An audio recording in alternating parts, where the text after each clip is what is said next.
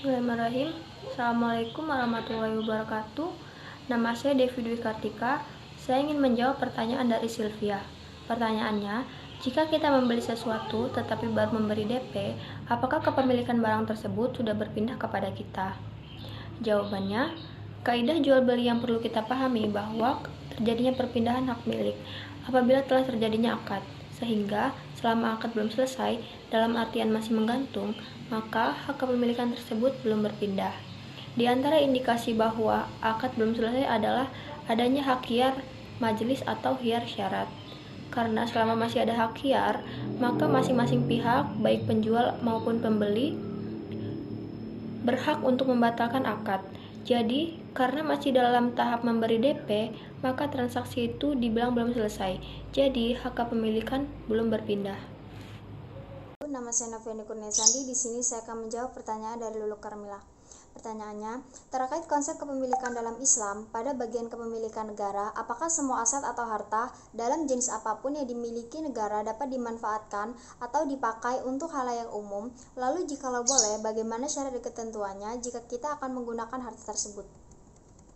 Jawabannya boleh, karena pada bagian kepemilikan negara harta sudah ditetapkan oleh Allah untuk menjadi hak seluruh kaum muslim atau rakyat dan memang sudah diberikan dan dikhususkan untuk sebagian rakyat sesuai dengan kebijakannya.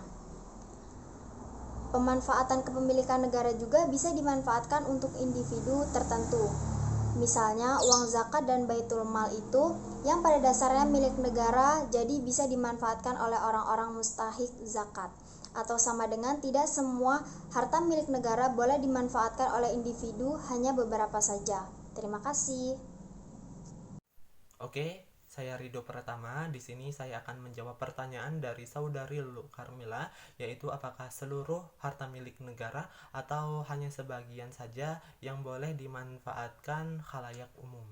Jadi, harta milik negara atau state property atau al-milkiyah ad-daulah adalah seluruh harta yang dimiliki oleh semua umat muslim atau masyarakat atau warga negara yang pemanfaatan dan wewenangnya ini diberikan kepada pemerintahan atau khalifah ya sesuai dengan ijtihad mereka. Jadi di sini terdapat perbedaan karakteristik antara harta milik umum dan harta milik negara. Bahwa dalam kepemilikan umum, negara tidak boleh memberikannya kepada sebagian golongan ataupun hanya kepada individu. Bahwa dalam harta milik umum, pemanfaatannya ini harus diberikan kepada masyarakat secara umum. Jadi semuanya boleh mengakses secara bebas tanpa ada penghalang begitu. Kemudian untuk harta milik negara, bahwa negara ini boleh memberikannya kepada sebagian golongan atau individu-individu tertentu. Misalnya di dalam Islam adalah zakat. Jadi negara boleh memberikan zakat ini yang berupa hak milik negara zakat kepada 8 asnaf zakat. Begitu. Jadi di sini negara memberikan hak milik negaranya kepada 8 golongan seperti fakir, miskin, gharib dan lain sebagainya. Begitu. Jadi kesimpulannya adalah bahwa dalam hak milik negara ini boleh dimanfaatkan masyarakat secara umum, boleh juga dimanfaatkan kepada individu atau sebagian golongan. Semua itu bergantung pada ijtihad pemerintah atau khalifah mereka masing-masing. Begitu.